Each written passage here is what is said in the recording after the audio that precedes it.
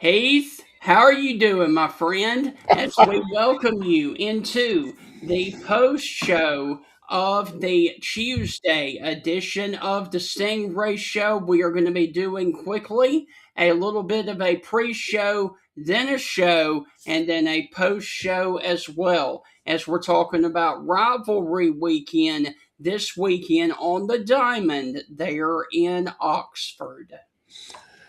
Yeah, a lot of rivalry games, a little bit all over the place, all across America, and a little bit here in the SEC as well. But big one in the Magnolia State, showdown the hospitality. So we'll have to wait and see.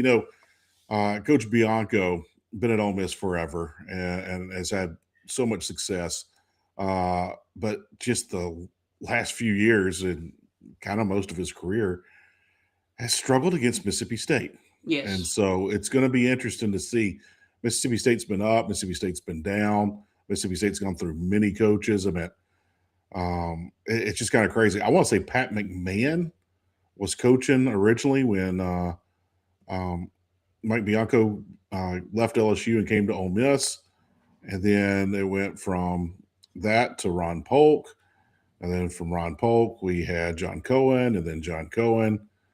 It went to Andy Canizero, and then it went to, Yeah. Uncle Gary. Uncle Gary was there, Gary Henderson. And then we had Chris Lamonis, and now we got Coach Oak. Yeah. So, I don't know how many coaches I just went through then. 5, maybe 6. I can't remember. I didn't keep count.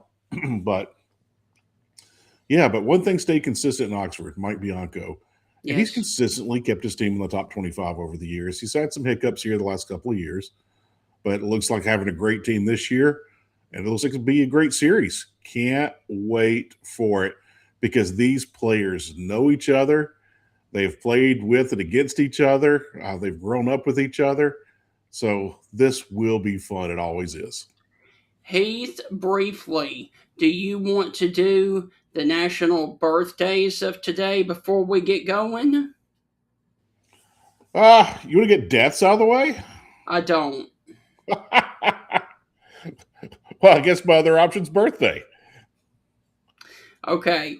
Now, this guy is a major player in the WWE and the WWF. He is 61 years old today, as he has been a WWF or WWE champion 4 times. He has also been World Heavyweight Champion 3 times. Heath, who am I talking about? He was also a part of the World Tag Team Championship 6 times. You said he was in the NBA? No. Oh, I thought you said that's what was throwing me off. I was like, WWE, WWF. He is a um, major figure. I'm at Booker T. How many times was he world champion? 4. And WWE champion 3 times. And I'll Mm. give you another hint. He has been on College Game Day multiple times as a Texas fan. Who am I missing here?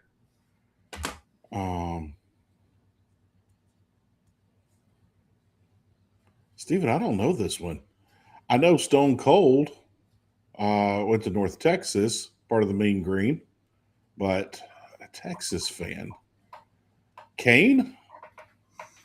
The Demon of Death Valley, also known as the man who had an undefeated streak of 21 and A 0 at Taker. WrestleMania. I said Kane, didn't I? I meant to say Taker. Today is the birthday of Mark Calloway, aka Undertaker. I didn't know he was a Texas fan. Yep, been on game day multiple times when they've been in Austin. Ah, I'm usually coaching football on Saturday mornings, Pee Wee football, but did not know Taker was a Texas Oh fan. yes, That yep. shocks me a little bit. So today is the birthday of the Undertaker, and we will go from there. And Heath, we've also going to get on to our guest here in just a matter of seconds because we've got the big series there in Oxford this weekend. So Heath, we will do the rest of the National Day and the national history of today there after we get through with the nuts and bolts of the rivalry between Mississippi State and Ole Miss, and we will begin that right after this. Jeff Bagwell of Honey Hole Fisheries, right here in Tuscaloosa, Alabama, is a professional biologist who specializes in lake management. If you are interested in helping build the pond or lake of your dreams, or if you need help deciding if property you own is a good location to build a pond, you can contact Jeff Bagwell at 205-799-0192. Once again, that is Jeff Bagwell and Honey Hole Fisheries at 205-799-0192. Contact him today and let him help you build the lake or pond of your dreams, or also stock your pond or lake with fish that you most desperately need. This is the Stingray Show, and coming up on this edition, we are going to be talking about the big baseball rivalry that is this weekend in Oxford, as it is Mississippi State and Ole Miss. Mike Bianco going up against the new coach there at Mississippi State. This is going to be a fun one, as rivalries always amp it up, and Mississippi State and Ole Miss do not like each other, whether it is football, basketball, or baseball. Steve Robertson, host of The Boneyard, is on deck with us right now, and then David Johnson of Ole Miss 365 will join us a little bit later on to break down the matchup over there in the Magnolia State of Mississippi State and Ole Miss right now on this edition of the Stingray Show. So for all of you out there, Hell State and Hotty Toddy, let's get this broken down. Hi, this is Tim Brando with a reminder. Look out, you're about to feel the buzz of Stingray. This is Stephen Ray, aka Stingray, coming to you live from Tuscaloosa, Alabama. I'm Heath Hopkins. I'm here in DeSoto County, Mississippi, right outside of Memphis, Tennessee. You know, Mark, I'm going to put you on the spot. Do you feel that responsibility to pay it forward and give some kid a chance coming up in the ranks, kind of like Tony did for you? Why do you think I'm talking to Stingray tonight?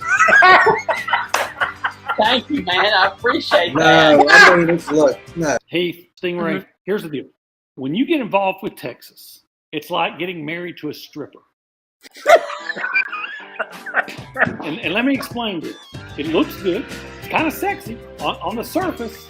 Yeah. But then you get the baggage, you get the drama, you get all that eventually comes with it. And that's what you get with Texas, and that's what the Big 12 learned. And Heath, any thoughts on our show moving forward? Hey, with the Stingray Show, if you don't like it, you better learn to love it, because it's the best show going today, baby. Woo! All right, so guys, Heath and everybody else, before we can get to the matchup of Mississippi State and Ole Miss, the Bulldogs have another in-state rivalry this evening over in Starkville, as they are looking to avenge a couple of weeks ago their loss in Hattiesburg. Southern Miss comes to the Dude tonight at 6 p.m. to break down both of the matchups for Mississippi State, whether it is the Ole Miss game this weekend and the Southern Miss game this evening. Here is Steve Robertson, host of the Boneyard and owner of Jean's Page out of Starkville, Mississippi. Please help us, Steve. How are you doing this morning in Starkville, Mississippi? Steve, you with us? Apparently not. Well, we do a good job every day in Starkville. We're like, this is God's country. And We got you, Steve. happy to be covering Mississippi State. Steve, you're a little bit delayed. Do you mind refreshing, please? Yeah, it's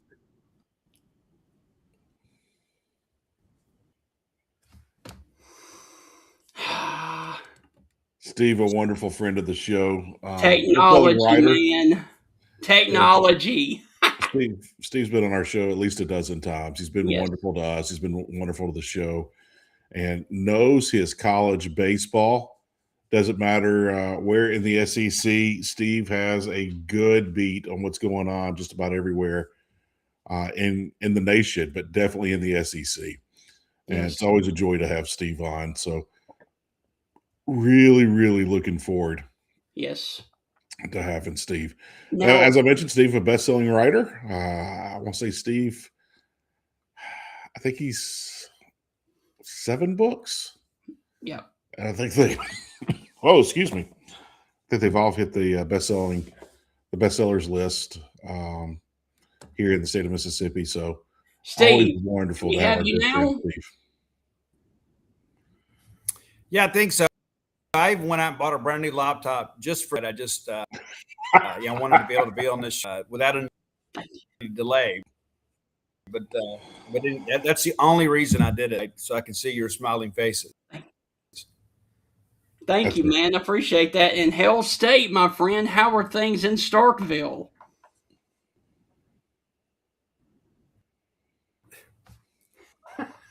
Gosh. I don't know what is going on, man. I don't think we've ever had this Things problem. are great. Are always great here. We live in God's country. All day in Starkville, Mississippi. You're happy to be alive, and the water's cleaner, the air is fresher, and I'm not sure why more people don't live.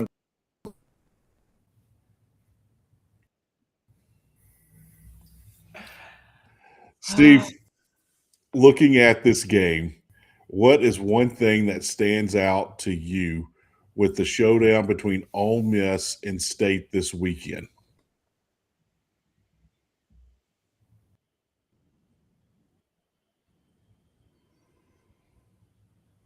Well, I guess we'll start with this, right? I mean,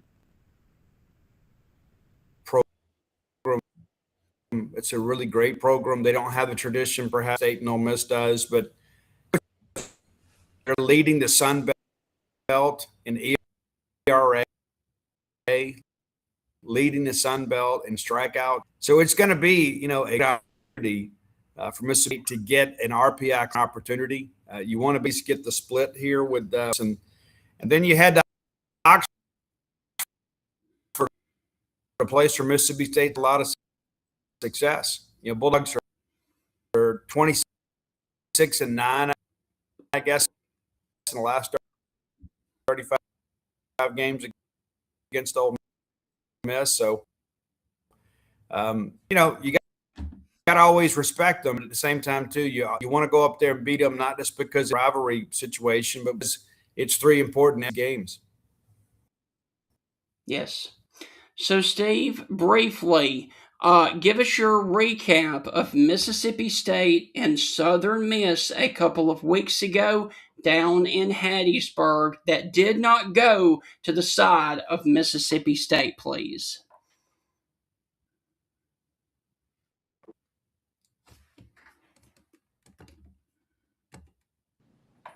Hey, you there? We got you better?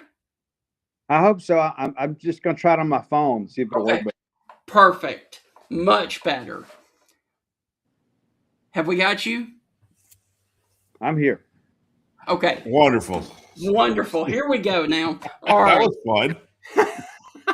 So, Steve, briefly recap the loss to Mississippi State to Southern Miss a couple of weeks ago in Hattiesburg and how that plays into the matchup this evening before we get into the Ole Miss series.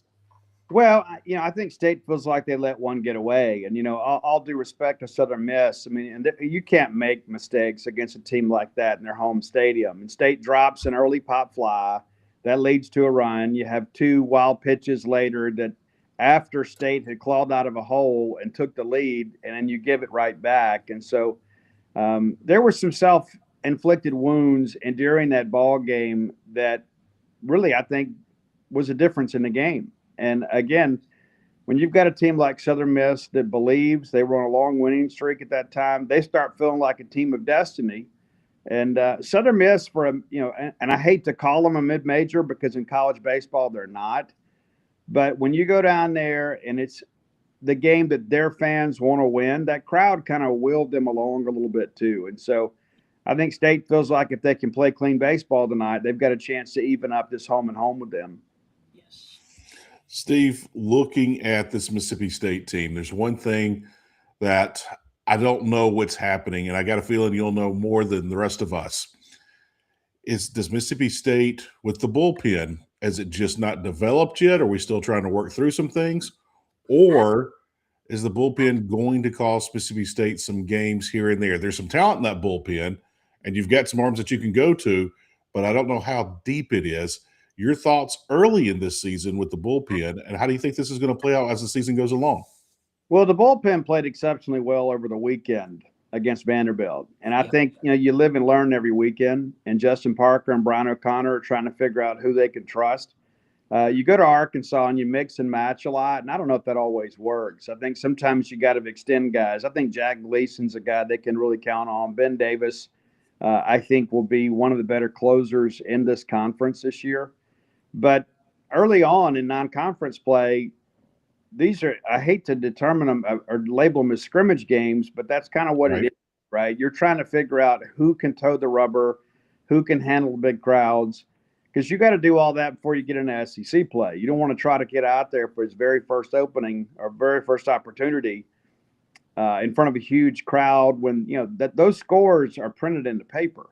You make a mistake in an SEC ball game, it's going to be on the SEC network before you get home, and so you've got to get those guys a little seasoned. And Justin Parker's done a great job every year here and at South Carolina. I trust that he and O'Connor will get everything handled. But I think what you're going to see is some familiar names get extended a little bit more to eat up some of these outs. Now, Steve, before we get into the matchup this weekend, Mississippi State now holds the top 25 attendance records all time in SEC and national baseball. Talk about that, please, and especially the venue there, Dudy Noble. Well, it's the greatest cathedral in the history of the college game.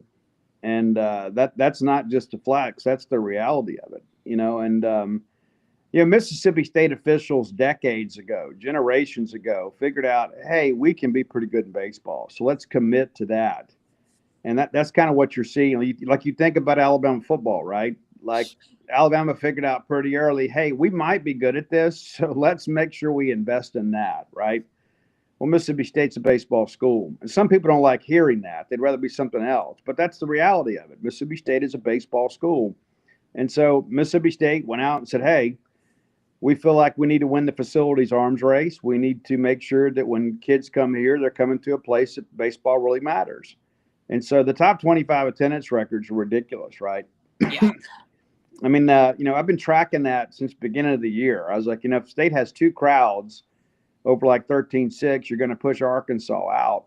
And you knew with all the excitement, the exuberance around Mississippi State baseball, people were going to turn out. Well, then you win Friday, and anybody that was on the fence about coming Saturday got off the fence and came to Starkville, Mississippi. And State's not done packing top 25 crowds in there this year. Each weekend it'll get bigger and bigger. They go to Oxford and win this weekend. It'll be huge. And obviously when LSU comes to town, they're going to come anyway, right? Yeah. They're struggling right now, but Jay Johnson's one of the best coaches in college baseball. I mean, there's no doubt about it. He's won 2 NAFL championships and played for 3. He'll be pushing the right buttons by the time they get here. And we're already stocking up beer for when LSU comes. Like we've already rented like some extra warehouses. We've got a barge coming up the Mississippi River with nothing but beer on it. And it'll be, we'll have people ferrying back and forth to make sure that when LSU fans come here, they can be properly hydrated. The water taxi from the Tom Bigby over to Starkville. I can see it happening now. Steve, looking at Mississippi State, what are some things that might catch your eye that you're watching, or something that just completely concerns you? Because this team is really playing some great baseball. They're winning at a high level. They're competing at a high level. But is there anything that's catching your eye? You're like, that could be a hiccup later in the season, or that's something they got to figure out. Anything coming to mind? Well, if you look at the 4 losses, most of those have had mistakes, like physical errors, and you can control that. That gets better with reps. I would say you look at maybe only the UCLA game and maybe game 3 at Arkansas, you look at and say, well, State just got beat. That's a good and bad problem to have. The good thing is you can control it. The bad problem is at times you shoot yourself in the foot. You say, well, Steve, it's just 4 losses. And all 4 of them have come against top 10 teams, right? But this team arguably could be the number 1 team in the country. If you close out that ball game against UCLA, right? I mean, you're down to basically 1 out, and you can't close it out. You lose it in extras. You have the mistakes at Southern Miss. You blow the lead Friday against Arkansas. And that's baseball. I mean, it's going to happen. Those other guys get free school too, and so it's not like you're a team that's just, that much better from a roster standpoint. But this is a team it's going to be tough to beat on Sundays. And the reason I say that is back of the bullpen arms are just not going to be able to compete against this lineup. And that's really, I think, the thing you look at. The mark of a great team is you feel like, hey, with Valenkus going out there on Saturday, you should be able to get a dub. And then you should be able to win on Sunday just because it turns into a church league softball game when you got the bigger bats. Right.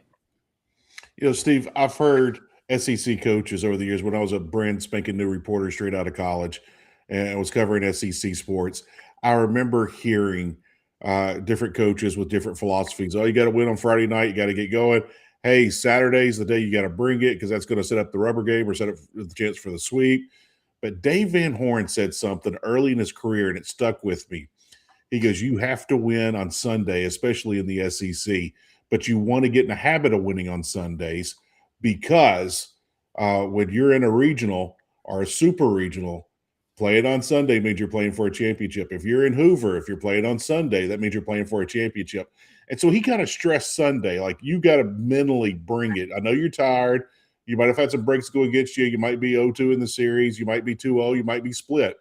But on Sunday, you've got to bring your A game. And I always thought that was very ideal.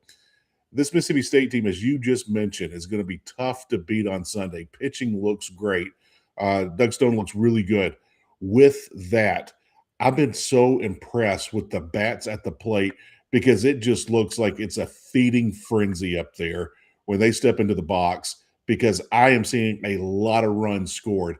Talk about this team's approach on Sunday that maybe has caught your eye a little bit because there's a lot of runs being scored on Sunday by these Bulldogs. Well, some of that's because teams run out of pitching. Right. But also, too, I think a lot of it is like Brian O'Connor's whole philosophy is not just to win the series. It's to win the game today, right? And that's even in the theme song, right? It's even in the school song, right? Win the game today, right? And I think that's the approach you got to take. What do we need to do to win the day? We got to manage the weekend. But the thing about winning on Sundays is, like, even if you win the first 2 games, you don't get the sweep. It kind of puts a damper on the weekend. It does. If you win a series on Sunday, then you got a lot of juice going into the weekend, right? Going into the next week. Right. If you win on Sunday and you've lost the first 2, you're like, okay, at least we got one. Now that's behind us. We didn't get swept. And so there's some psychology involved with those Sunday wins. You can't be satisfied to just win a series. The goal's always got to be, let's go in here and win every game and sweep. But I think at times Mississippi State's kind of been satisfied just winning the weekend. But that should be the bare minimum. If you're a team that's competing for a top 8 national seed, you're expected to win those series. But you got to learn to close things out. I think this team has a killer instinct that maybe some previous teams didn't. Steve, Now we move to Friday night, 6:30 on the SEC Network Plus. 20-4 Mississippi State number 6 versus number 16 Ole Miss at 19-6 at Swayze Field up there in Oxford. Please break down that series for us for Friday, Saturday, and Sunday. Oh, Ole Miss is ranked. Who knew? Yeah, Um, you know, 18. listen, I have Sweet and salty. I have a lot of respect for Mike Bianco, and I think, Ron, honestly, if you look up and down the Mississippi State fan base, there's probably more respect for Ole Miss baseball than anything else, because I think Mike's done it the right way. Like you don't ever hear about any scandals about baseball at Ole Miss, and Mike's been there forever. There was really no baseball tradition before he got there, and some people would say, well, Jake Gibbs and Tom. Guys, it's not even close. These are the glory days of Ole Miss baseball, and anybody that says otherwise is just being disingenuous. Mike Bianco has done a tremendous job at Ole Miss. Right. And so they'll be prepared. And, of course, they got one of the best left-handers in the country going on Friday in Hunter Elliott. And, we don't know what State's pitching plans are going to be. We don't expect Ryan McPherson to pitch this week. We don't know how long he's going to be out, but we feel confident he will be out this weekend. Well, then you've got Thomas Valenkas going on Saturday. So this game will probably boil down to Sunday. And I think that favors Mississippi State. This Ole Miss offense is a launch angle offense. It's very much predicated on the long ball. If you look, they're kind of down near the bottom of the league in batting average itself. But when they connect, chances are it's going to travel a long way. And that's where McPherson, I think, is a good matchup for Ole Miss. So I think that hurts you even more because they struggle with spin. But at the end of the day, it's going to be a good old-fashioned Magnolia State shootout. I do think Mississippi State is the better team. I do think Ole Miss is a team that is at least a solid number 2 come NCAA tournament time. But they could make a run at kind of the hosting discussion too. They have a difficult schedule, especially in the second half. But there's a reason we play these 30 games, and that's to determine who's going to be a champion or who's going to have a chance to host an NCAA tournament. So yeah, it'll be another classic series. But Mississippi State has had a lot of success in Oxford last decade. Steve, you have covered Mississippi State baseball. Tell us a couple of the wildest games and the wildest finishes you have ever seen between Mississippi State and Ole Miss.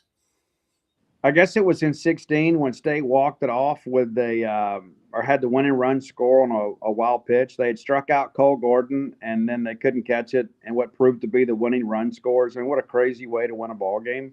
Yep. That's one of significance. And, of course, Connor Hyzak walking off Ole Miss at Hoover, when State was down their last out. And that was one of those absolutely crazy games. And then that pitching performance was just absolutely legendary. I mean, just absolutely legendary. But, I've been around a long time. One of the things back in 21, Tanner Allen comes up. Ole Miss has their closer in. It's good on good. Bases loaded. Tanner with a backside triple, clears the bases. Those kinds of moments stick with you for a while, and that's the color of life, right? I mean, it's being in big moments like that when somebody makes a tremendous performance. But, State has a lot of respect for Ole Miss. They understand it's not going to be easy to go up there and win. Ole Miss fans will be out there. The crowds, I think, will be rocking, especially Friday and Saturday. But I think State's already had to deal with some of that. So we'll see what happens. But, LSU is State's true baseball rival. Ole Miss is kind of State's all-sports rival, right? I mean, so it doesn't matter if you're playing football, baseball, Chinese checkers. I mean, you want to win. Right. Yeah, you absolutely do it. When State and Ole Miss get together, I don't care if they're playing stair-eyes, jump rope, hide and go seek. You're going to get the A game, and everyone's going to come watch. And that's always the great thing about this rivalry. Steve, one thing I want to ask you about this State team. They're sitting at 4-2 in the SEC right now, tied for first in the SEC right now. Is this team possible getting to that 19-win victory in SEC conference play? Because usually 19 wins and above, you're basically a shoo-in to host a super regional or a national seed and get the chance to host the super regional. Do you think this team is on pace for that this year? Well, I do, but I think a lot of it's going to hinge on the health of Ryan McPherson. I felt a whole lot better about this team contending for an SEC championship. With McPherson and Valenkas, one of the better 1-2 punches in the country, not just the conference. And so O'Connor will figure it out. I mean, you got one of the best college coaches in baseball. You've got one of the best pitching coaches. You've got you have the number one offense in the Southeastern Conference. And so they're just going to have to figure those things out on the pitching side. And another quick question I got for you. Bryce Chance. Everyone in Starkville loves their Diamond Dogs, but Bryce Chance seems to get a little bit of extra love, and I saw that he had the nickname Beans. But this guy has just been hitting at an incredible level to start the season. He looks like he's a little bit of an extra fan favorite. Tell us about Bryce Chance. Why is he so beloved and loved so much by the Diamond Dogs? Well, he grew up a Bulldog, walks on, and makes the team. Ends up making the starting lineup, kind of in and out of the lineup for a while. I just think he's a story in perseverance, and he's kind of the Mississippi State story. He doesn't try to do too much. As I said on the show just yesterday, he's been a hero without trying to do anything heroic. Right. Just go up there and put the ball in play. How many guys come up there, their eyes get big, their heart starts to swell, and they overswing at a pitch trying to hit some dramatic home run so we can go print a poster or something, and but instead, Bryce is just like, I'm just going to take the ball back up the middle. I'm going to pull it inside the bag, and I'm going to pass the bat to somebody else. He's leading the Southeastern Conference in hitting right now. It's ridiculous. Wow. And how did he get the name Beans? Actually, Logan Tanner gave it to him because there was some movie that he said that Bryce looked like the character Beans and some Nickelodeon thing, and it just stuck. So, Steve, my final question for you, and I know you and everybody else wants to forget about this and move on, but I want to get your take. How disappointed were you in Chris Jans and Mississippi State's performance all season on the basketball court, and what can they do moving forward? Well, I wasn't disappointed in Chris Jans. I was disappointed in the performance of the team, and I think it really goes back to the portal. They had some bad portal evaluations, got some guys that weren't good fits chemistry-wise, and they paid for it. And I think that's the change you got to make. You've got to figure out what in your operation and your evaluations is causing these issues. And every year there's been at least one guy. This year there was probably 2 or 3 that just couldn't contribute. You're paying big money for those guys these days. So now all of a sudden fans are like, hey, we're paying for this, Yeah. And so it becomes a bigger issue. But I have confidence that Chris Jans will get this thing turned around. 3 consecutive NCAA tournaments. So if anybody was entitled to a mulligan on this campus, it was Chris Jans. Yes. Yeah, I wasn't going to talk anything basketball until Stephen brought it up. Steve, there's a ton of people that just about everybody in the SEC missed in the portal this year. It wasn't just Mississippi State. A lot of people spent a lot of money and missed badly. With that, do you think it's a gel problem? You could talk about Mississippi State or you can talk about the SEC as a whole, whatever you'd like to talk about. But is it a gel problem of that these guys just didn't come together?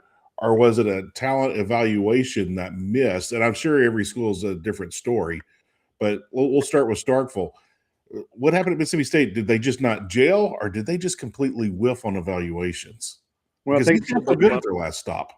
Yeah, and I got to scoot here shortly and head to football, but I think at the end of the day, and I don't just mean specifically Mississippi State, but I think you kind of the culture in college basketball and really other sports too, but mainly college basketball, we're prioritizing the wrong things, and there is a sense of self-entitlement. And you get a lot of people that have never had money, and all of a sudden they have money and they feel like they've made it, and they stop doing the things they did to earn that money. They reach a very comfortable standard of living. They think it's going to last forever. It's not. It's not. Right. And I think that's where we're failing some of these young people to make them understand. Many of them are going to make more money in college than they're going to make in real life. Mm-hmm. And I think we're probably setting some kids up for adult failure because we're not educating them properly. Yes. Prediction for this weekend. How the Dogs take on the Rebels? State wins 2 out of 3. There you go. Steve, look, man, thank you as always. Go enjoy covering college football for Mississippi State. Be safe going to Oxford. Catch up with you later on this spring. You guys take care. Thank Thanks, you. Steve. Talk to you, brother. All right, Heath, I will give Steve Robertson and all of the Mississippi State Bulldogs before we transition a big old Hell State. And good luck this weekend in Oxford. And now we turn our attention to Hotty Toddy and the Ole Miss Rebels with Mike Bianco right after this. And Heath, briefly, any final words on State before we transition to Ole Miss? No, really looking forward to this series. Ole Miss, I think, is performing well above expectations, and that is the calling card of one coach, Mike Bianco, and he's done it year in and year out for multiple decades, and that's why I deeply respect the man.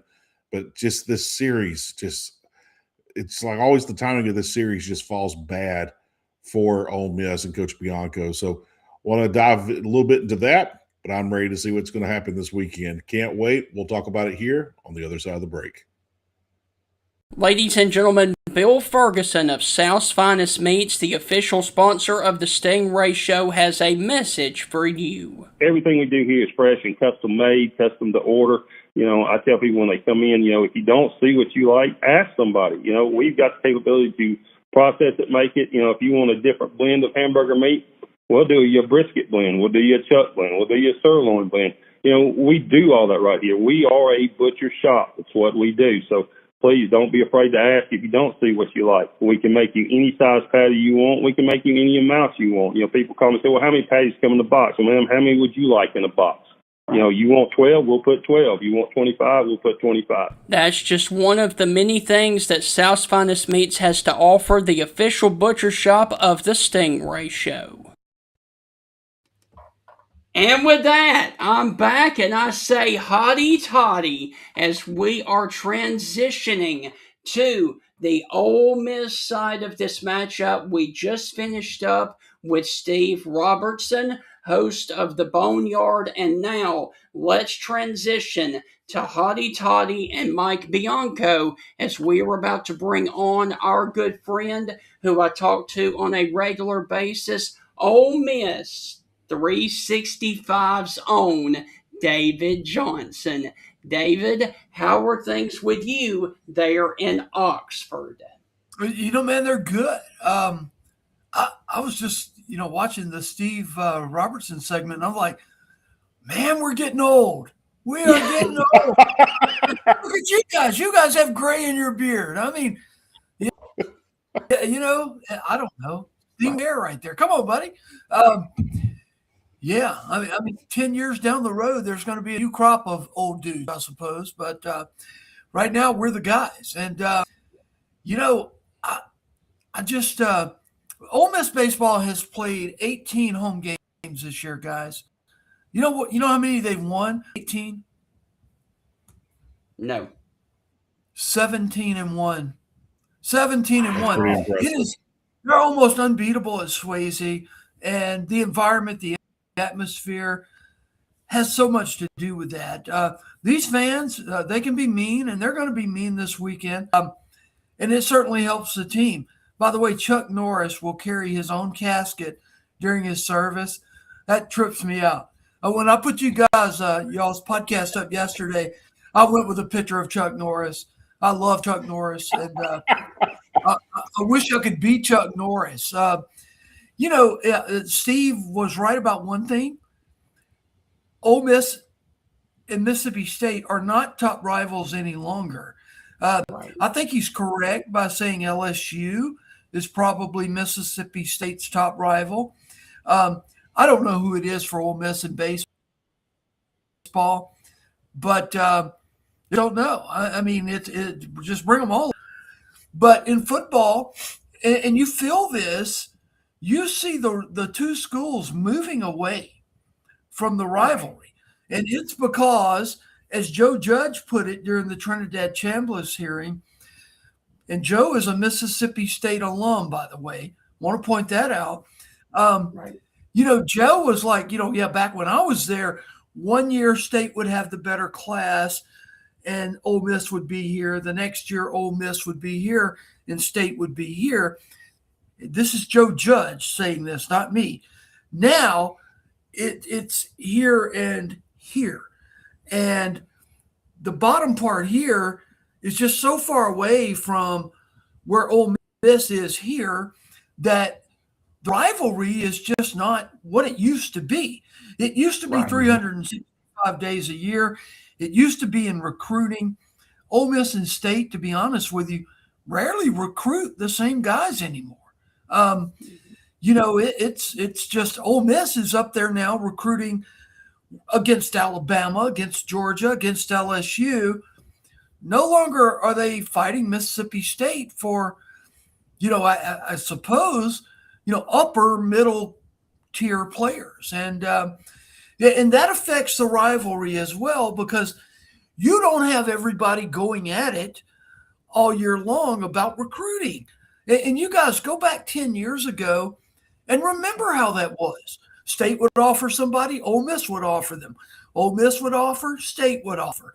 And then they'd fight over those guys. Not that way anymore. Part of that is due to the transfer portal and the funds available, to be honest with you. But no, I agree with him.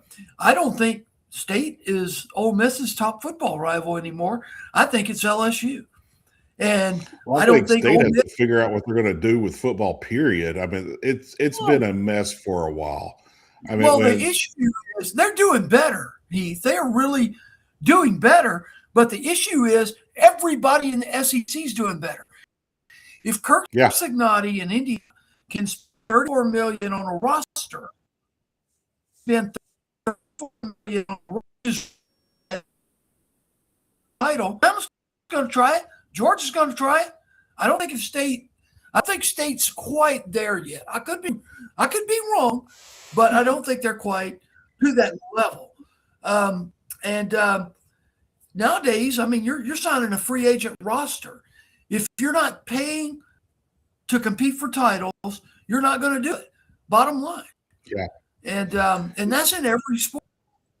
Right. Before we get to baseball, I want to add to what you're saying on football.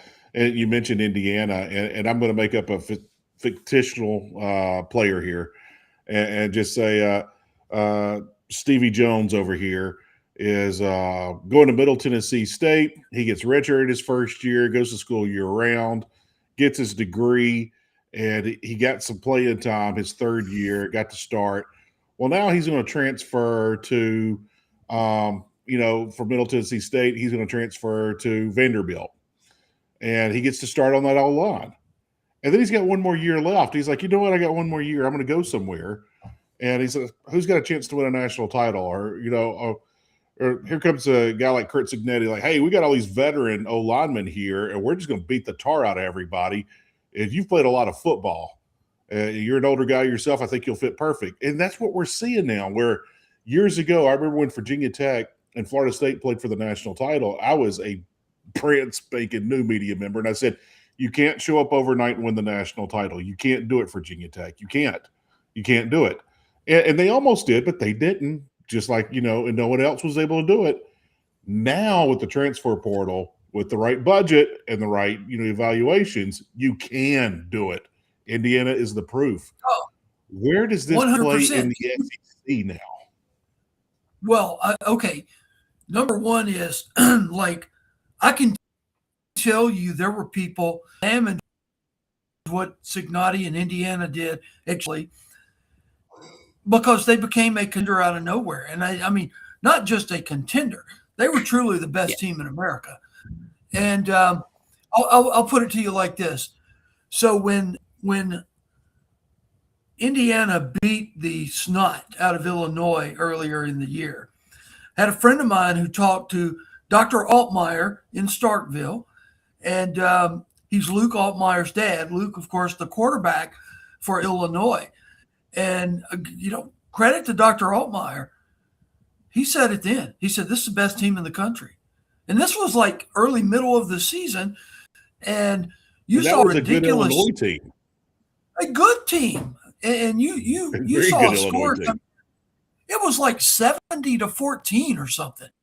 Yeah. And I'm going like, oh my God, you got to be kidding me. And from that point forward, I started paying attention to Indiana. I knew they were going to be a tough out for everybody. I mean, they humiliated Alabama in the college football playoffs, and they spent $34 million on that roster. So if you want to win a national title, spend $34 million on your roster. Ole Miss is spending $5.2 million on their quarterback position in Trinidad Chambliss. Think about that. And for the first time ever, I know we're talking about baseball, but we're talking about football now. For the first time ever, Ole Miss has multiple Heisman Trophy contenders on the offensive side of the football in Trinidad Chambliss and Kewan Lacey. And that's never happened before. They've got a good offensive line. Their coaching staff is going to be incredible with the hiring of Marcus Woodson and Terrence Metcalf. Absolutely home run hires. And Terrence and I once hosted the morning show together in Oxford. I know him very well. DK spent the night at my house a couple of times because our sons were the same age. But, he's going to do great. And then Marcus Woodson, who was at Memphis when my kid was a recruit and he was involved in Eli's recruitment, is an unbelievable coach as well. So, you see Pete Golding is arming up that coaching staff. Ole Miss is spending money on players and they're spending money on coaches. And the growth of Oxford, and I kid Steve a little bit. He's talking about Starkville as God's country. And Heath, you live in DeSoto County. I'm sure you've been down here lately. It's 3 times the size it was when I moved here 16, 17 years ago.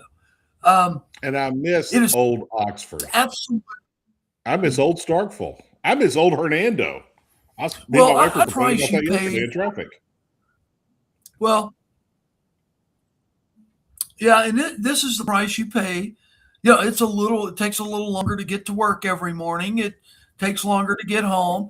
Traffic, sometimes you feel like you're at Times Square in New York City. But they're spending their money here. I mean, Oxford is growing. This whole downtown area off of Sisk Avenue did not exist when I moved here. There was nothing out there but a Wendy's. And now, it's unbelievable. The whole shopping centers are popping up, the movie theaters out there. Sometimes you got to pinch yourself. You think you live in a major city, is how much it's changing. And soon the student population is going to go north of 30,000.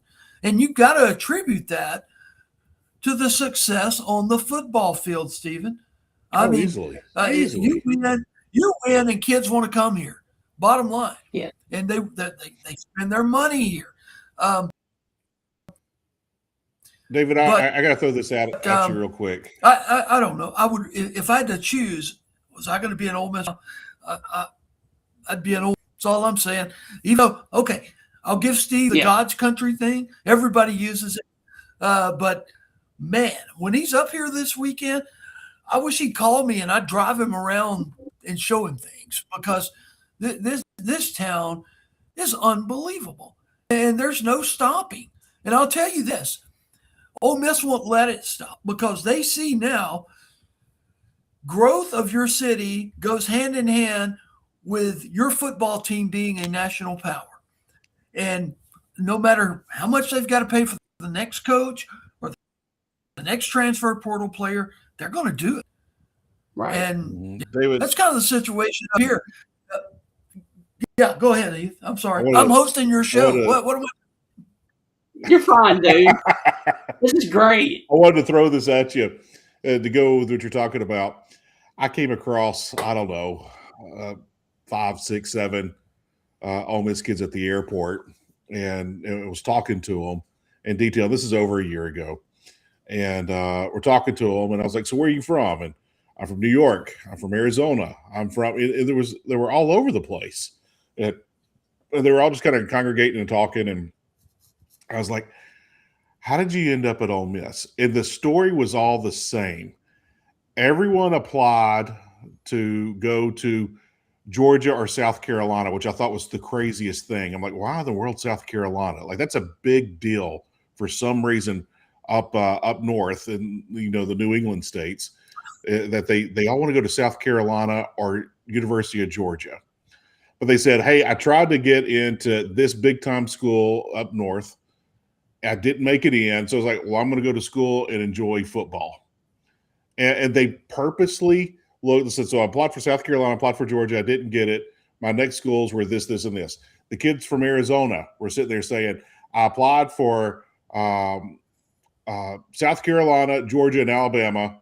I didn't get in there. And my next one was I wanted to go here to Ole Miss. And I was like, why'd you pick Ole Miss? And they said, because I wanted to go to a fun football school. I wanted to go to where I'm having fun on Saturdays. And it was so funny because every single one. Now, I got a niece that's there at Ole Miss currently. And she'll bring some friends home, and they're from here, there, and everywhere, sometimes inside the state. Sometimes it's, somewhere like Louisiana or somewhere. But I'll talk to them. And I'm like, hey, how did you choose Ole Miss? And everybody says the same thing. I wanted to go to somewhere fun for football. I wanted to go to a good football school. And so I just sit there and I'm just laughing. And I'm like, Ole Miss clearly gets this. They're getting it. They're getting all these kids. And I cannot tell you how many kids, it was like 3, but I'm sure there's tons more that I've met from the New York area, New Jersey area, that grew up watching Eli Manning, and they applied for Ole Miss just because of Eli Manning. There's a ton of students from New Jersey and New York that go to school at Ole Miss because of one, Elisha Archibald Manning. And it blows my mind. I think it's great. And look, now it's Jackson Dart. I mean, that they're coming here because of Jackson Dart or Ole Miss football in general. And I don't know. Every time I go uptown, there's something else. The apartment complexes here, as you imagine, unbelievable. You drive down North Lamar right now, and eventually it's going to look like Dormitory Row. Apartments, big, tall, 6-story things on each side of the road, like right on the road. And it's absolutely unbelievable growth here. And it is what it is. It's tied to football. Don't care what anybody says. And, man, just look, Stephen, you had your hand up. Go ahead. I was going to say, and I'm going to say it again, Ole Miss may lose on the field, but in the Grove, they've never lost a party, my friend. Well, listen, I know what you're saying, and that's true. But, I was reading something earlier there's a great historian here in Oxford. His name is Stark Miller. And, man, let me tell you, people don't realize the Grove and so many people died there back in the Civil War. As the Lyceum was used as a hospital after the Battle of Shiloh.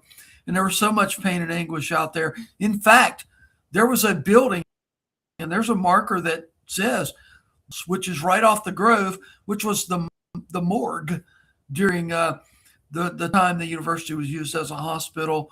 And it just made me stop and think. People ought to think about that a little bit more. When you're out there having fun pregame and stuff like that.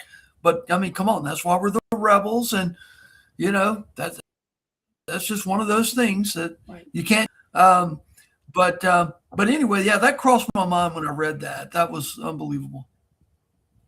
So let's go ahead and talk about the season so far for Ole Miss and Mike Bianco sitting there at 19-6 on the season. Your thoughts on Ole Miss baseball as they ready to get to this series this weekend with their rival Mississippi State? Yeah, and waxing poetically about the Mississippi State offense, but Ole Miss can hit the ball too. Tristan Bassetta is hitting a team best 404 right now.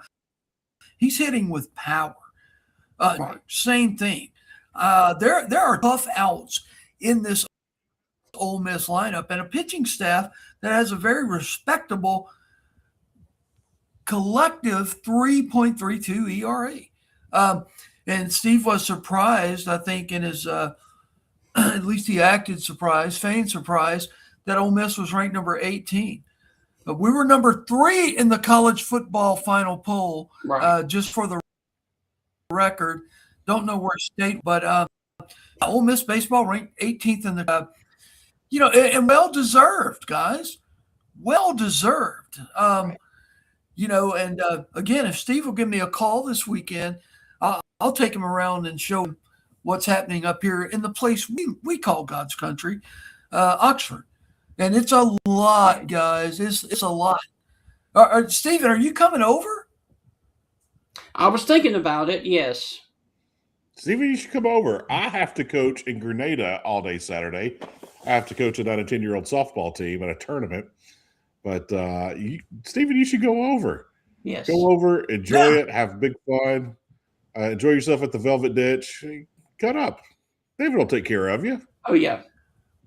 You mentioned the Velvet Ditch, but let me tell you. All right, so in Oxford, there are 2 Velvet Ditches. There's also the Velvet Ditch Coffee Company. And we did a podcast from there the other day. Leslie Walkington owns the place. It's the best coffee I have literally ever had, ever, period. And she roasts and grinds her coffee there in the shop. And she showed us and walked us through and blew me away, guys. And I'm going to get my wife to take her first grade class there on a field trip because it's absolutely amazing. I got a handful of coffee beans and put in my mouth, raw coffee beans. And I may start doing that as opposed to Copenhagen. It's probably healthier for me. But I tell you, you get your little bucket of caffeine beans and pop them in. But Heath mentioned the Velvet Ditch, both of them outstanding places. But that coffee, I'll take you to get some coffee if you come over this weekend because it is absolutely crazy. And we'll set up and do a podcast from the Velvet Ditch, coffee roasting. Okay. I mean, Okay. that'd be fun. Yes. David, Stephen likes to go to bed early. Keep him up late. No. Go have chicken on a stick. Get him some pizza sticks. Let Stephen get the full experience there. But, looking at this baseball. Oh, here we go. So, he's got his Velvet Ditch out. Yeah. Try this out. It's really, really good. And Stephen, across the street from the Velvet Ditch is where you can get your pizza sticks. Okay. And your chicken on a stick. But David, that's the other Velvet Ditch there now. That's the seafood place. But anyway, look, I'll tour you around as well. Okay. You just give me a call and come on this week. Okay. It'll be fun. All right, David. And then we make that'd be fun. Hey, we'll go to Spencer's and eat ice cream afterwards. So there you go. Because that's all my girls have been talking about. Are we going to go to Spencer's? Are we going to go to Spencer's? I was like, I don't know. It depends on if you're winning or losing. But no, looking at this series, the kind of thing Mississippi State's done all year is we're going to survive your starting pitcher. As soon as you dip in the bullpen, we're going to jump all over you and just start beating the tar out of you. That's basically what they've been jumping on starting pitching kind of early too sometimes. What is the counter punch that Ole Miss is going to throw?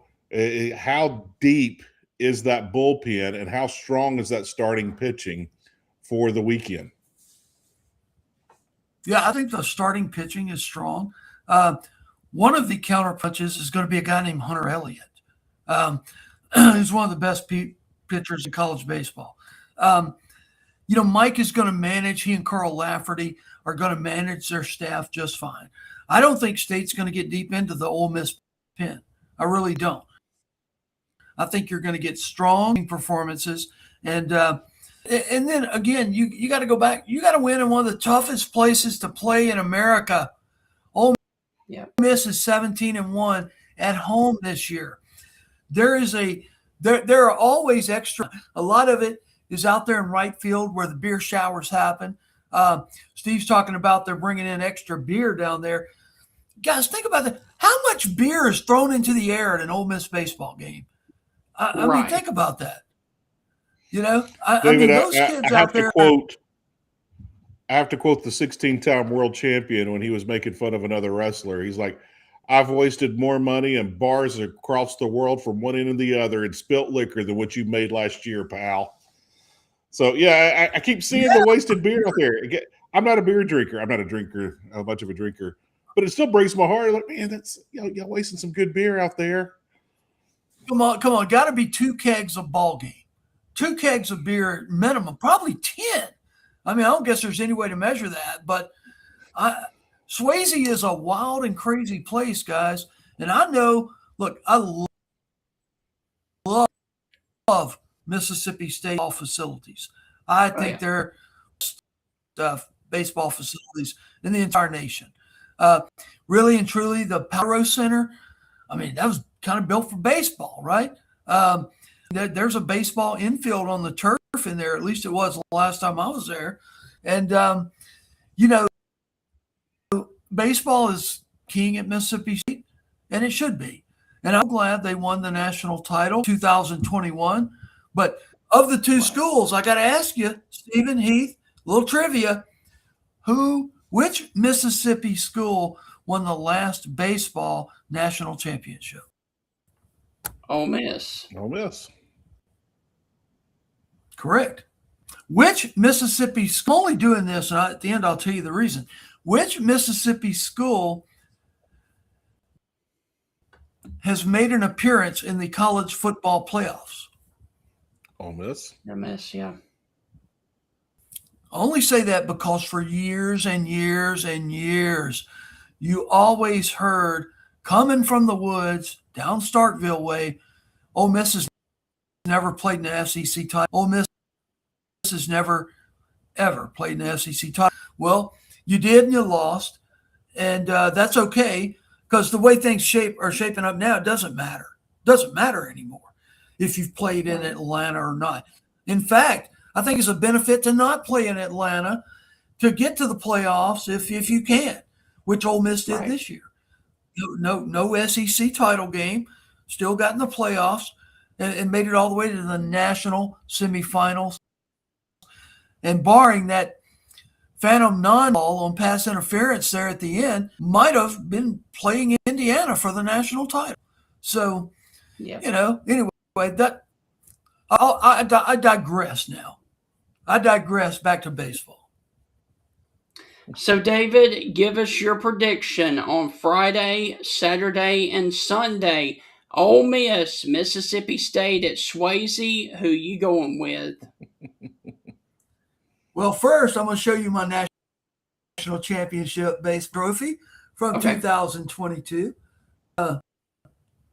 Just in case there were any doubters out there. And your question was, who am I going with this weekend? Is that right?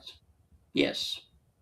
Of course, I'm going with Ole Miss. I mean, look, State is a very good baseball team.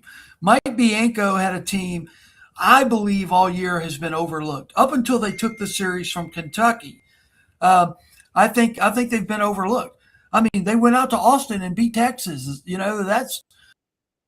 That was a great win, a walk-off type win. I don't think everybody's been giving Ole Miss their due credit, and I think this weekend they get it. Steve was surprised. They were nationally ranked, number 18. I'm going to make a prediction, guys. For this weekend series, Ole Miss is going to be in the top 10. They're going to be in the top 10. Because why? Wow. I think they take this series. And I would go 2-1 the other way. Ole Miss is going to win this series. Guys, it's serious business when you have to play in Oxford now. It's not like it used to be. It is serious business. These are well-educated fans that know how to get under your skin in critical moments. And I'm proud of the Ole Miss fan base. We used to have a bunch of people that would sit on their hands the whole game. It's not that way anymore. I can tell you. It's wild. And no, I think Ole Miss takes this series 2-1. And then you need to have us back on Monday to talk about this. Definitely. Because one of us is going to have to David, what if it goes right? the other way? What if happens if Ole Miss loses the series? Are you still coming on? Yeah, absolutely, 100%. Look, I love you guys. I love being on this show. Any other show I do, my own show. I'll be honest with you. I just think we have good chemistry and good rapport. But Stephen, David works for himself and hates his own boss. Wait. Did you get that T-shirt from Walmart? I mean, the Hell No, State sir. looks nice. The Ole Miss one? Where did you get that thing? Belk. Okay. He's a classy like that. Okay. I love Belk, I still man. got to send both of you. I got to send both of you Ole Miss 365 shirts. We've got them, and I'm going to send them to you. Or Stephen comes to town this weekend, I'll suit him out. I'll deck him up. But man, no, this has been fun, guys. Any other questions? I'm gonna sit back. Yes. Y'all pepper me with something. Let's do it. I do have one question, and I asked Steve the same thing in parting. I know everybody wants to forget about basketball and move on, but Ole Miss did have a small run in the SEC tournament there in Nashville. Give us your thoughts on the season that was for Beard and Ole Miss basketball, please. I watched that SEC tournament play out, and as a bunch of Ole Miss fans, you were sitting there thinking, man, what could have been? What could have been? Yeah. It took that long for that group of transfers to kind of mold together, and A, for a Beard to know what to do with them, and B, for them to finally feel like they were one team. But, you know, if you want to go back on the whole season, it's misevaluation, as Steve said with Mississippi State, of talent in the transfer portal. I mean, yeah, this guy can shoot the daylight out of threes, but does he fit in? Can we meld him into everything? And I've often said with basketball, it takes till January for you to get everybody on the same page. And it took till March for Beard year.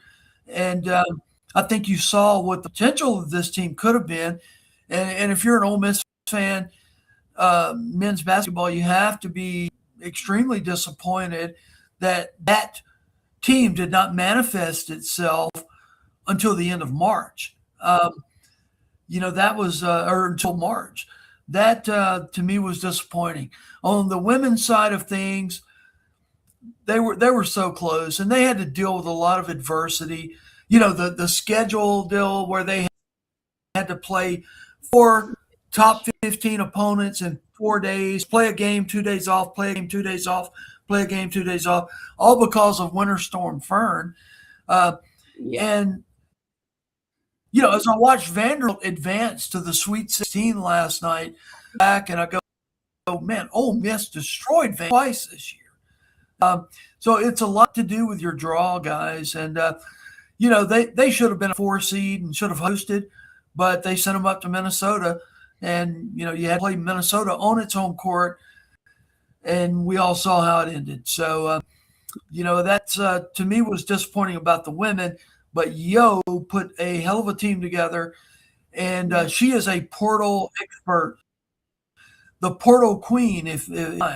And with basketball this year, guys, the portal opens up a couple of days after the Final Four. It's only open 7 days. You get in those 7 days or you don't get in. Man, it's going to be pedal to the metal. You want to talk about just organizational havoc is calling it, because we got to cover that crap with both sides. And both sides here at Ole Miss are going to be heavily involved in the transfer portal. But to get back to your original question, you're disappointed if you're an Ole Miss fan. Absolutely. You know Chris Beard's a great coach. You know that he's going to recruit great talent in here. Unfortunately, they didn't manifest as a team until March. Right. And, you know, when you have a terrible regular season, you got to win it all or you go home. and they didn't win at all. They're at home watching all this play out. So, David, my final question for you, getting off of Ole Miss for a second. We are coming up on the Sweet 16 of March Madness. Who is your Final Four and who is your national champion? Man, I look, I got to be honest with you. I am so tuned in to what Ole Miss is doing on a daily basis that I have not been following the tournament, the men's tournament, because they weren't in it. And I've got to cover softball, football recruiting, women's basketball, everything. And we're talking about baseball this morning. So let me ask you a question. Is Houston still in it? Yes, Houston's still in it. Yep. Well, I can tell you this. I'm pulling for Houston because Houston, we'll break a little news here, or we'll talk about a little news. Houston is the second site we are launching in the 365 network. We are going to launch in Houston middle of April. So right around there. We are also, and when I say we, I'm talking about 365. We are looking at a second SEC school, which is Mississippi State, in early June. And then site number 4, everything's in motion, is going to be way out in the desert, so to speak, in Lubbock, Texas, at Texas Tech. So those are the first 4 sites in the network. Those sites will be operational, fully functional during college football. What does that mean? What is that? Guns up, baby. Wreck 'em Tech. That's what they say out there, man. Just throw a tortilla. Yeah. Julio Gonzalez will be our publisher. Yeah. Julio Gonzalez, publisher in Lubbock at Texas Tech. Leanne Herring is going to be our publisher at Houston. And Jason Watkins is going to be our publisher at Mississippi State. So, we're excited about the growth. The Ole Miss site has been a home run, and we are confident in the next 3 sites. And I will say this: Vanderbilt is probably going to be site number 5. So we're slowly building, but we're building with good people, and that's what it takes. And I want to thank all the 65 for what they're doing. Thank you. Yes, and thank you for taking us along with the ride with you, David. This has been a blast. No, you guys are fantastic. Look, I mean it. You guys are. I listen to the show almost every morning. If I'm not doing a show or got a story, I'm listening to you guys. And man, y'all great rapport. And how you pull the guests that you pull, oh my God. You had Heather Dinich on. I mean, I love Heather Dinich. Tim Brando comes on. I mean, you guys are clutch. I love to hear those people and what they think about Ole Miss, Mississippi State, schools like that. Love it.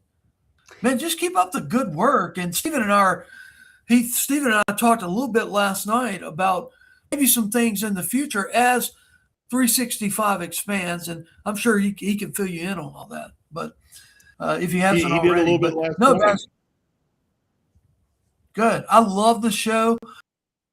I'm going to get Stephen a new Ole Miss shirt to hang up. I just Stephen, come on, man, something from 1987 or something.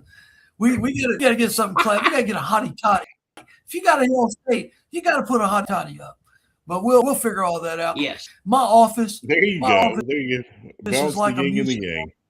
Right. Well, look at this. Look at this. It's like a museum in here. And my wife, by the way, has told me to start dismantling it. I mean, I've got the speed limit 18 sign, Ole Miss pennants. I mean, I'll give you a little tour. So there are all my son's helmets that he played in from Little League, high school. Let's see. Pretty close. Anyway, I'll bring you in here one day. But if you come this weekend, we'll hang out there.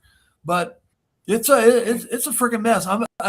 I'm badgering you about your T-shirt. I live inside a museum here. He's got a nice, clean little brick look. I like that. But I'm glad you can't see the rest of my den. Much clutter in here. This is like this sits right here on my desk. Check this out.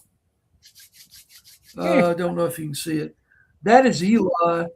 Eli was about 3 years old there in his Ole Miss helmet at age 3. So keep that by my desk. And then he turned hairy and grew up and got a big everything. So here we go. But yeah, man. I mean, look. I do have a little bit of news myself. As I was able to lock this in yesterday, we do have a guest upcoming in less than a month to preview WrestleMania, who actually won a match at WrestleMania back in 2007. I'm talking about the guy who is known for his mic skills, Ken Anderson, aka Mr. Kennedy, is joining us April the 15th. That's awesome, man. That's all. See, that's what I'm talking about. You guys get the most incredible guests. I mean, I our podcast, Lord, we had Carl Lafferty on last week. We have Marcus Woodson on and Bobby Buchanan, the softball hitting coach. But man, I mean, I turn it on and there's Heather Dinich. Right. I mean, that blew me away. I love Heather's perspective on things. She did a hell of a job that morning. That was a great show. I'm going to shut up. Let me shut up, guys. I don't shut up when I'm on podcasts, and I need to. You're fine.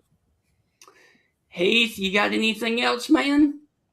No, I'm just looking forward to the baseball weekend. I think it's going to be incredible. It's always fun when these two get together. It's always fun when these two host a series, no matter who they're playing.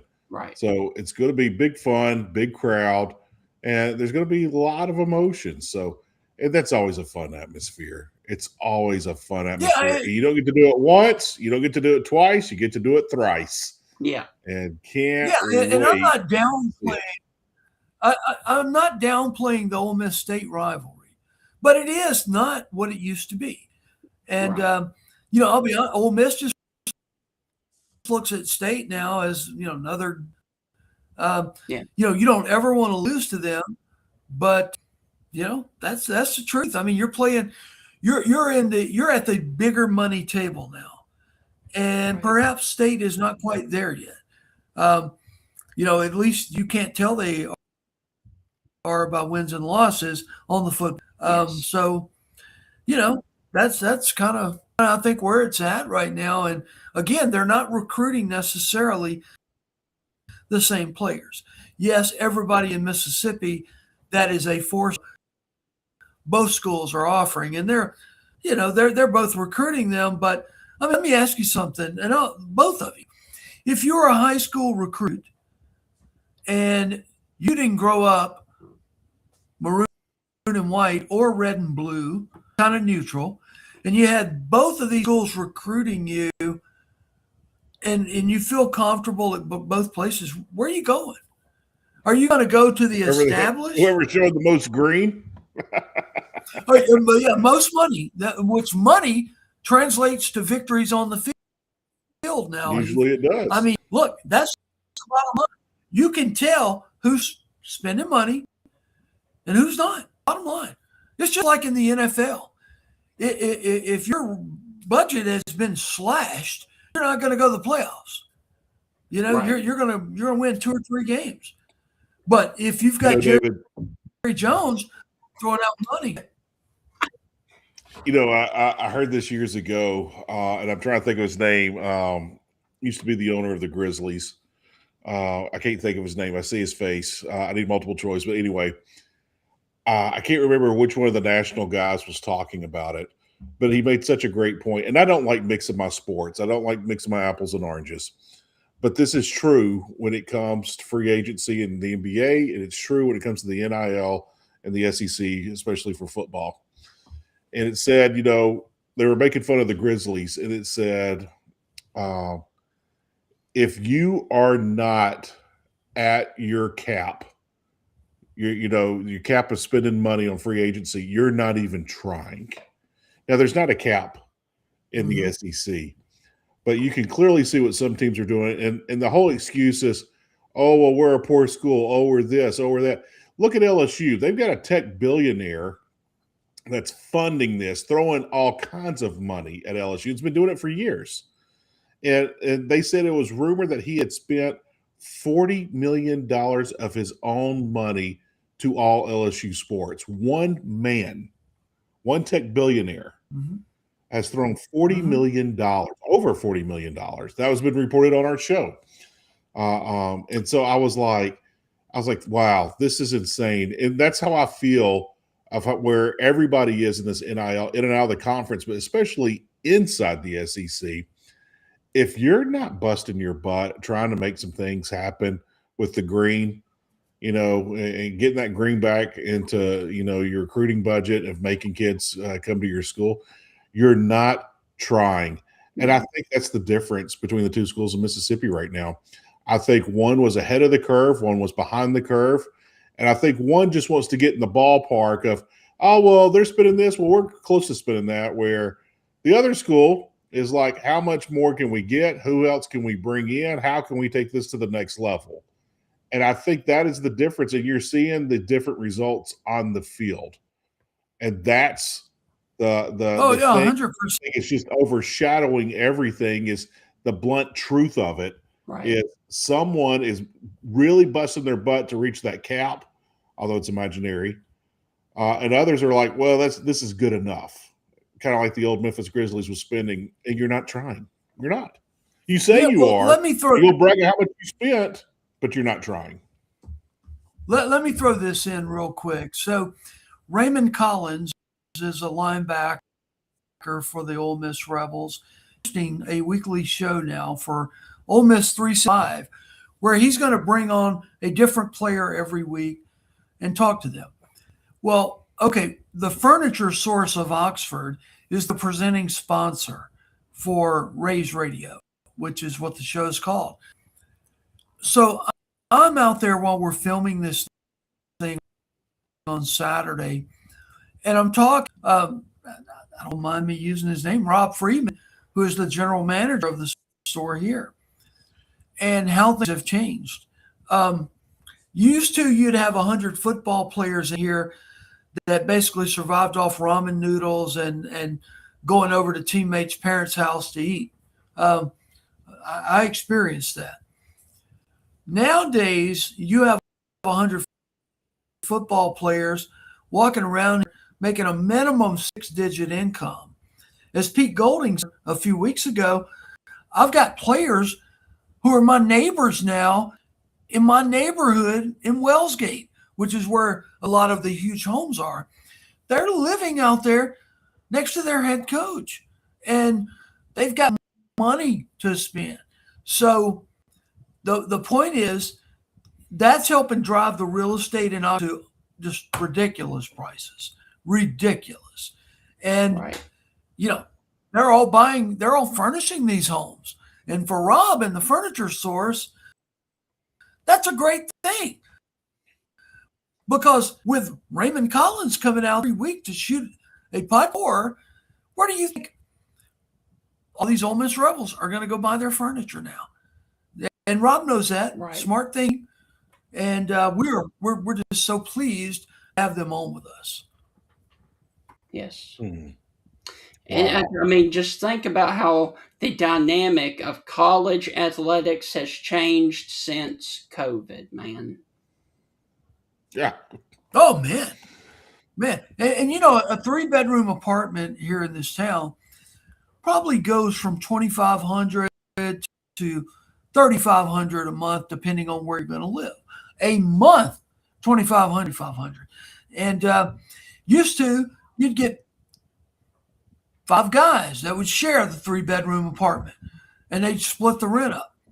They don't have to share anymore. I mean, one Right. dude can easily pay a $3,500.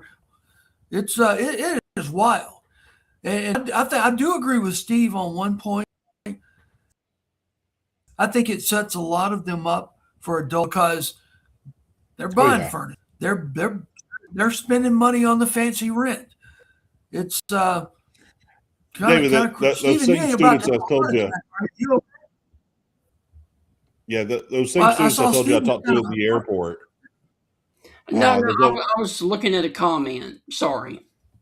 Those Ole Miss students I was talking to in the airport here over a year ago. Good deal. Somebody dogging me.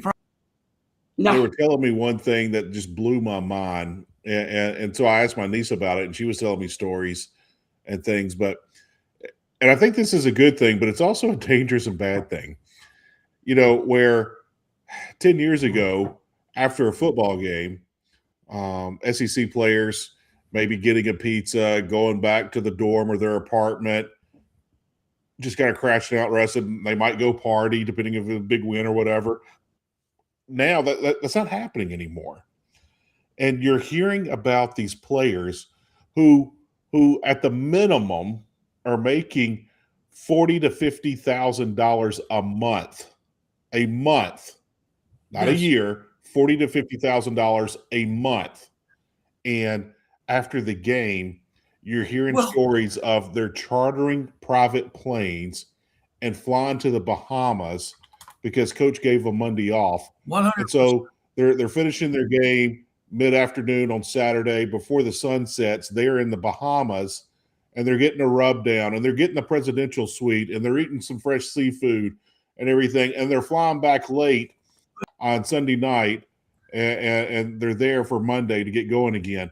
And I like that they can recuperate like that. I'm glad they can live that lifestyle for right now. But at the same time, this is also a dangerous slope to let a 19, 20-year-old just fly out of the country to go to the Bahamas after a game like they're going to Batesville to go eat the Applebee's or something. I mean, this is crazy what we're seeing. Interesting point on Radio Ray's Raymond Collins last. He and Jalen Braxton, our safety, transferred from Arkansas, discussed getting their passports because they were both about to leave the country and go on a little trip. And I know for a fact Trinidad Chambliss was for the week of spring break, and Raymond Collins flew out there for a couple of days just to hang with him. I mean, it's amazing what's going on in Oxford, Mississippi, in Tuscaloosa, probably to an extent in Starkville, Mississippi. It's crazy, and you know, we talk about leaving the country. Oh my goodness, my son Eli transferred to New Mexico from Ole Miss. I'm sitting at the computer working, and a phone call from Al Pollock, who is the chief videographer the Golf Channel. And Eli and his son Jonathan are pretty good friends. And Al's like, "Do you know where your son is right now?" I'm like, "Yeah, he's in Las Cruces, New Mexico."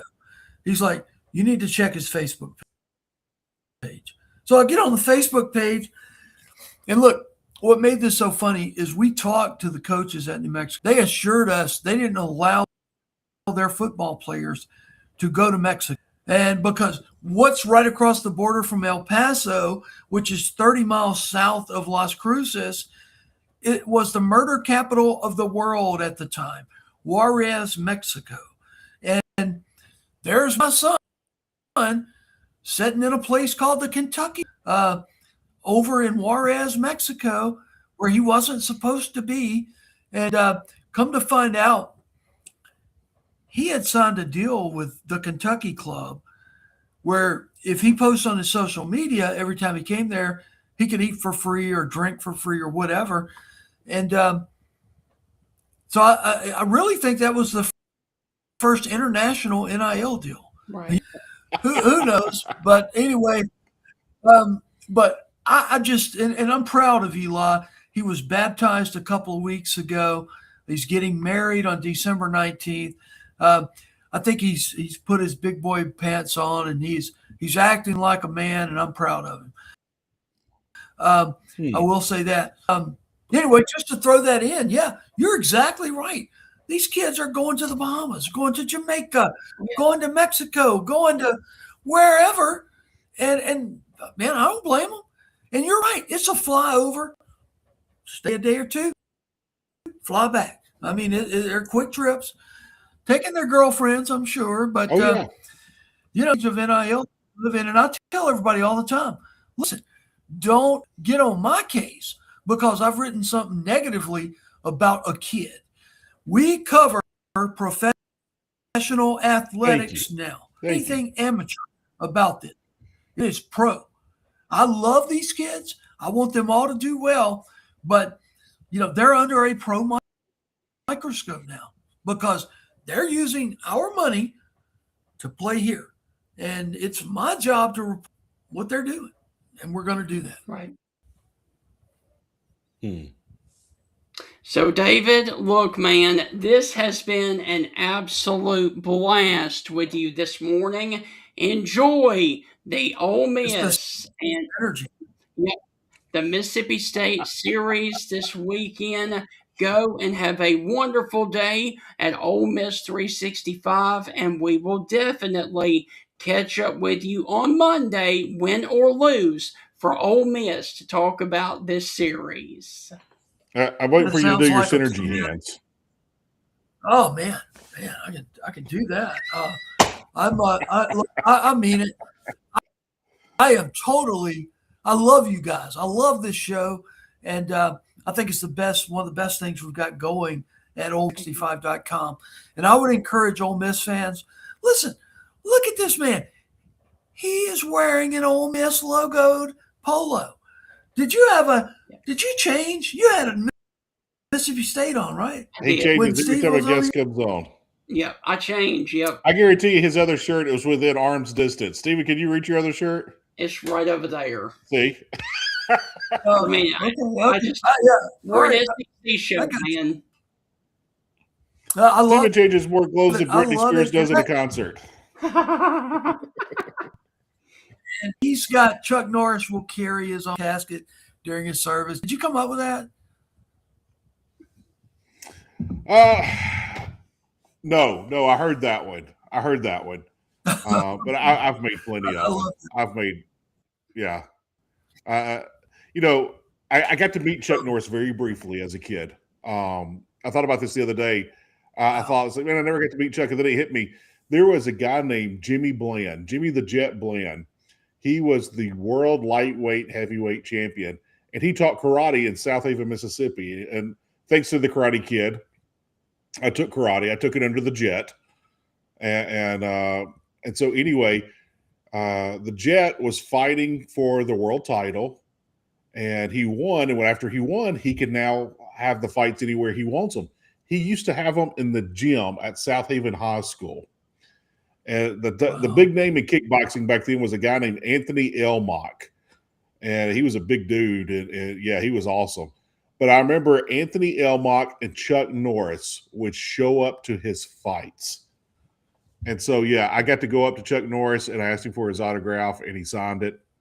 And at the time as a kid, I was more excited about Anthony Elmock because my mom wouldn't let me watch Chuck Norris movies when I was, 8, 9 years old. Well, But yeah, Chuck Norris.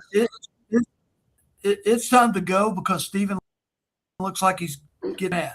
No, so not at all. We better. He stays mad at me. So I mean, so either my wife or Steven are always mad at me, if not both. No, man, I just updates and whatnot during the show, seeing if we got any breaking news out there. And good news is we don't right now, so that's good. Hey, we do. I'll throw this at you. This is like what the coffee shop conversation would be. This is great.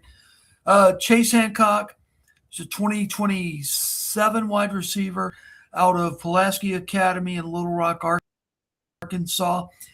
Just arrived on the Ole Miss about an hour ago, and he's on an unofficial visit today. Ole Miss is not offered. I expect they will today. He does have Arkansas, Oklahoma, and Kentucky offers already. 5'9" slot receiver type, extremely fast.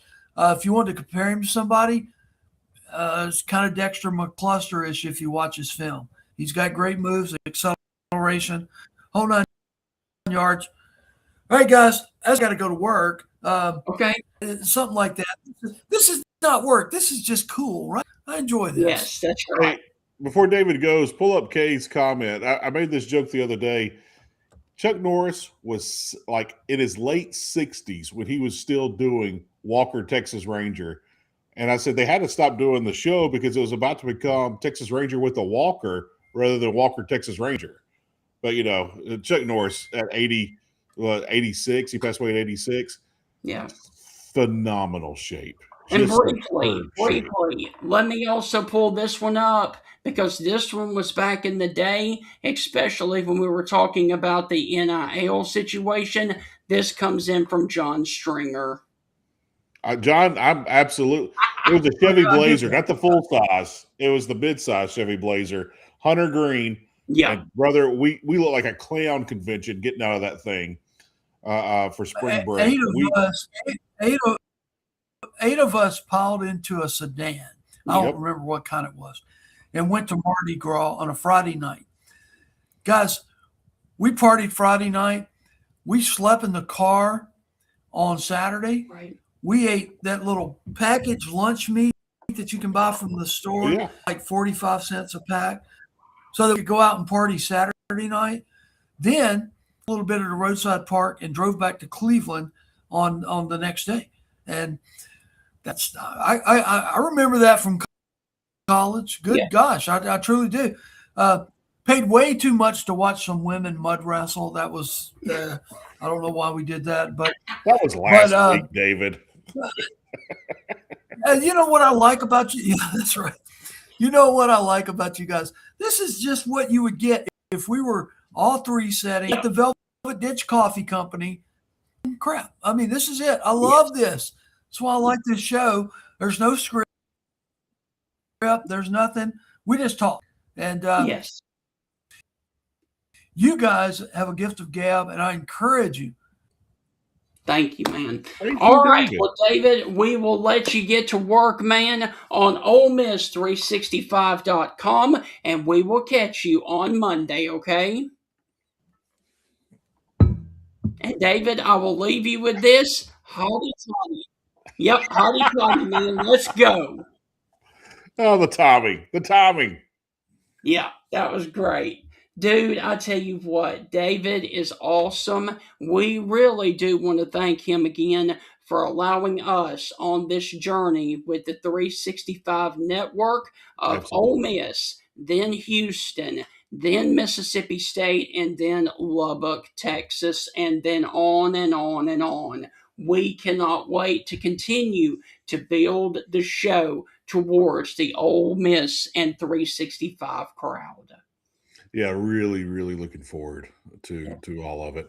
Stephen, I'm liking the direction of 365. It's growing right now, but I will say this: I was laughing because I think David took a little offense from our first guest, Steve Robertson.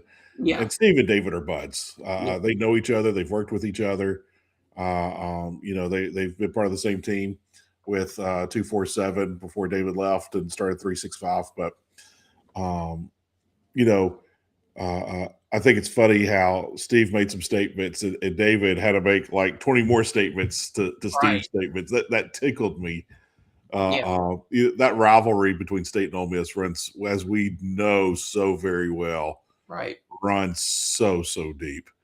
And sometimes Ole Miss fans like to claim that they're leaving their rival and this and that. When State's winning, they're claiming they're leaving their rival, and history, and there's over 100 years of it, shows that neither one of them can leave the other one.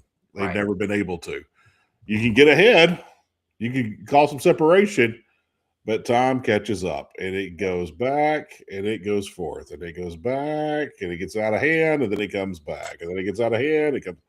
It's done it for over a century, right? Not a couple of decades, a century.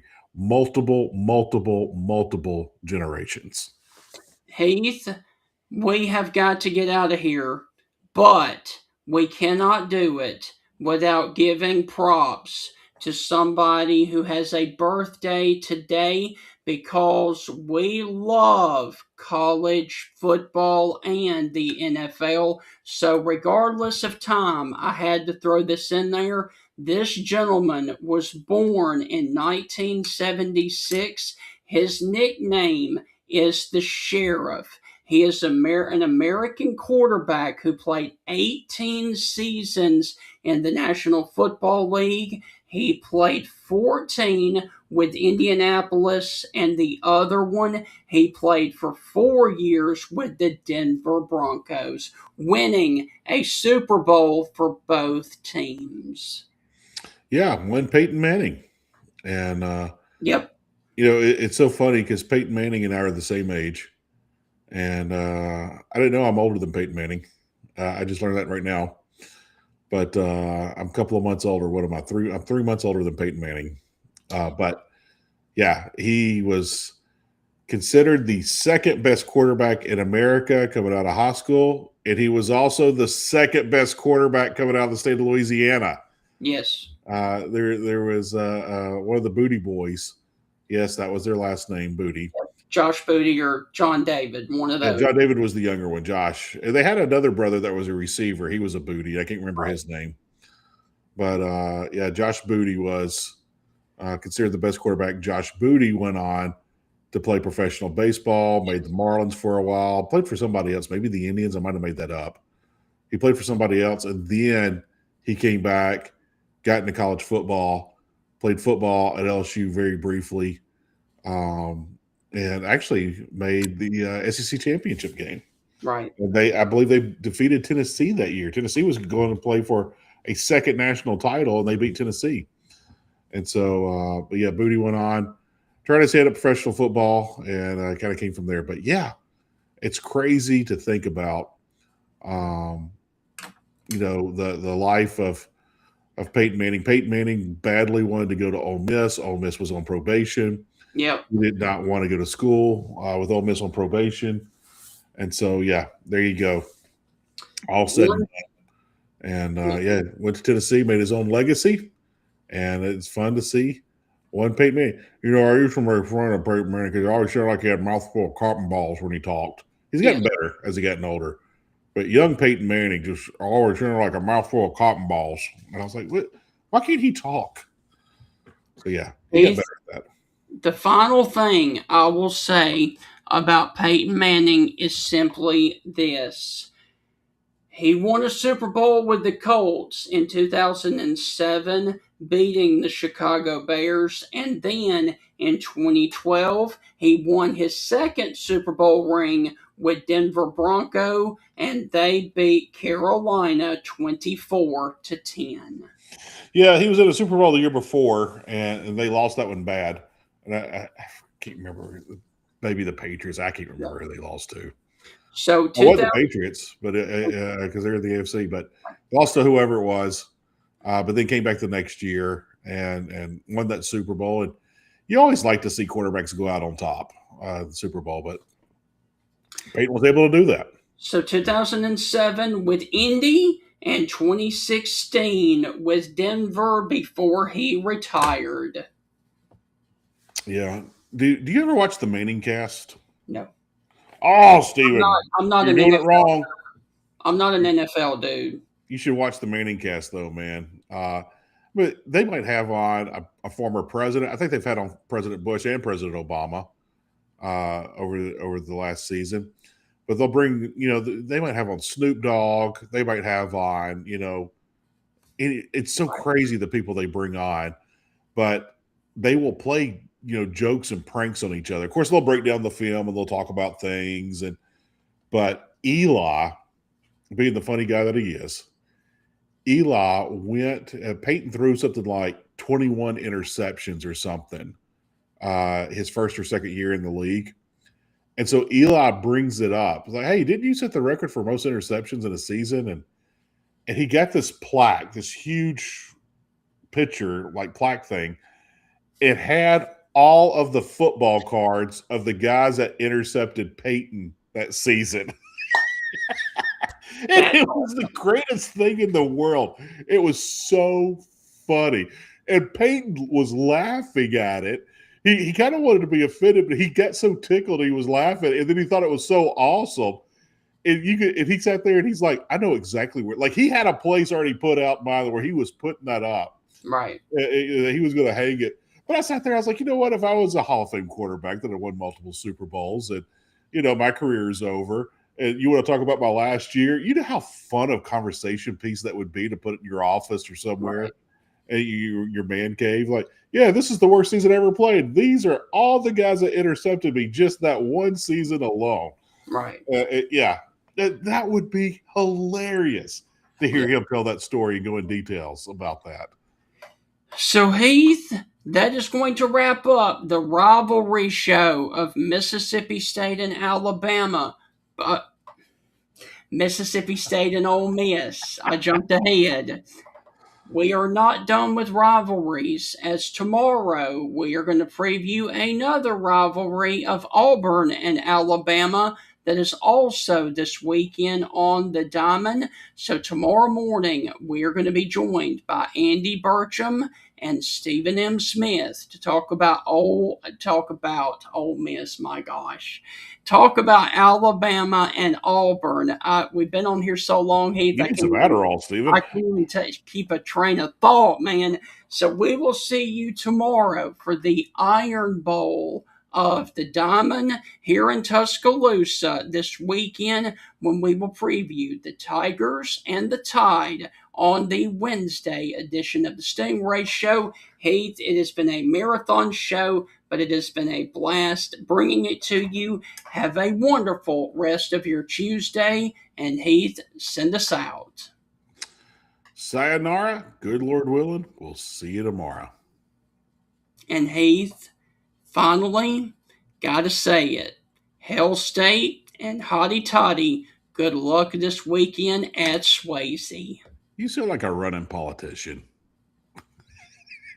Hey, we're an SEC show, man. Got to show love on both sides.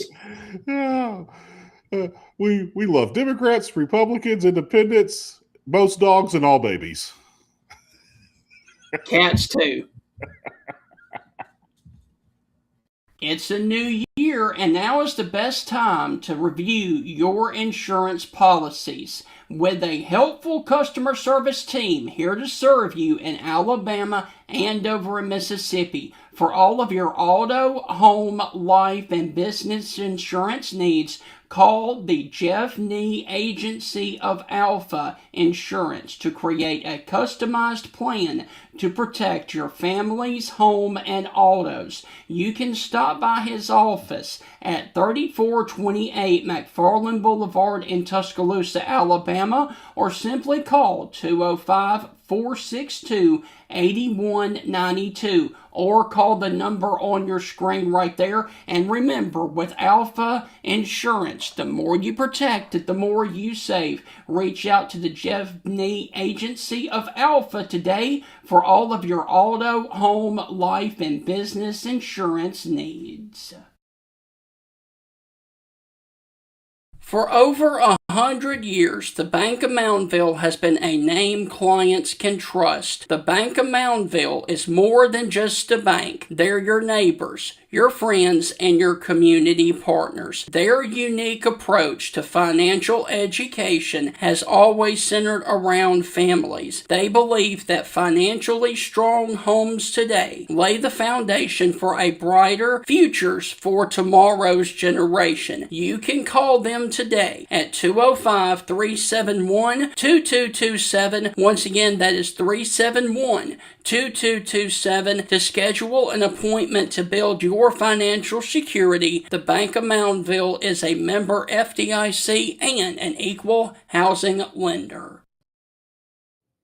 And guys, one more thing. Once again, we do want to thank all of you for watching this episode. And briefly, a quick update. Mississippi State takes on Southern Miss this evening in Starkville. That game begins at 6:30. And if you are wondering about the midweek game for the Ole Miss Rebels, they are on the road, right up the road in Memphis to take on the Tigers before they meet up on this weekend of Friday, Saturday, and Sunday. So baseball this evening in the state of Mississippi. Mississippi State Southern Miss, and then up the road in Memphis, the Tigers take on Ole Miss, and we will see you on the Wednesday edition of the state.